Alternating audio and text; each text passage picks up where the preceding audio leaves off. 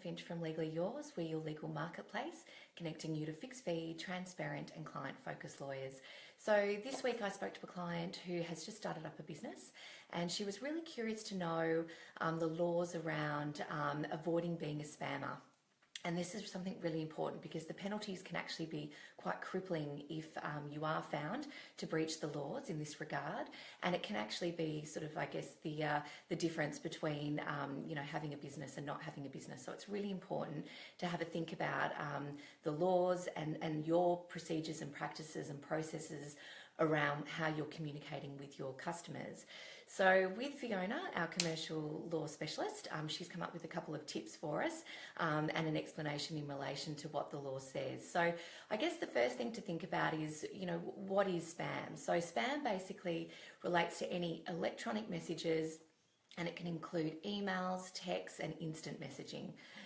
So it also can apply to communications that are sent from Australia or within Australia, but also overseas. So if you're receiving mail from an overseas business, they have to actually comply with Australian laws when they're sending that communication to you.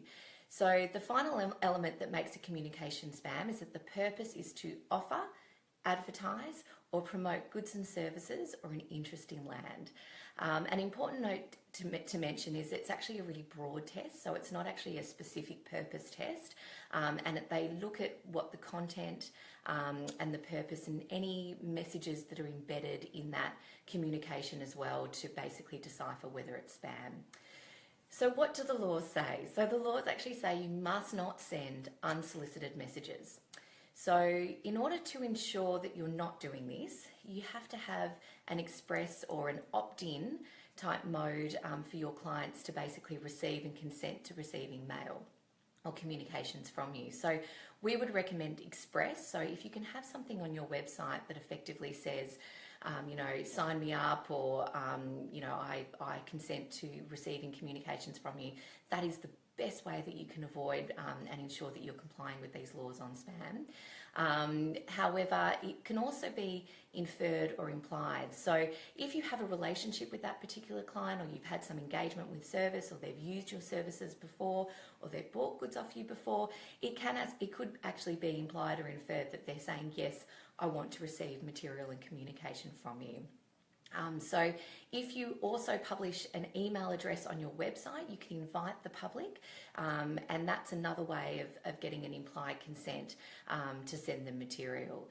So the second thing is that commercial messages that you send, they must include contact details of you. So, and they have to be current, and they have to remain current for at least 30 days after you've sent that communication. So there has to be a way that the client can contact you, and it has to be a valid way of contact. So that's really important.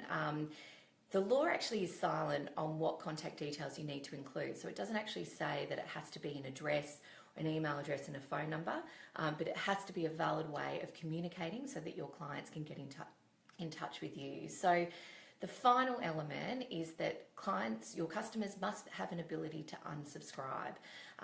And, a hint with that is maybe giving them a direction to email you by return or respond stop in a text message, but it has to be clear and it has to actually work. So they're your 2 points in relation to unsubscription.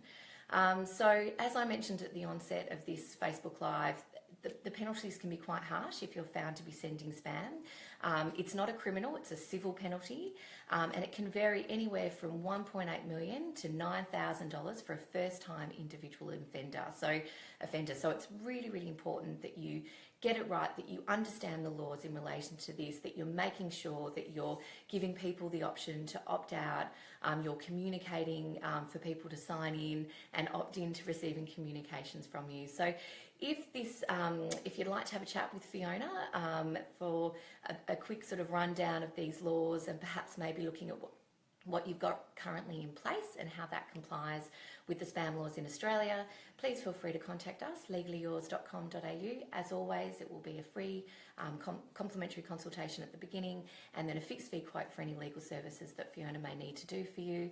And I hope you all have a wonderful day, and I hope this information's been useful. Thank you.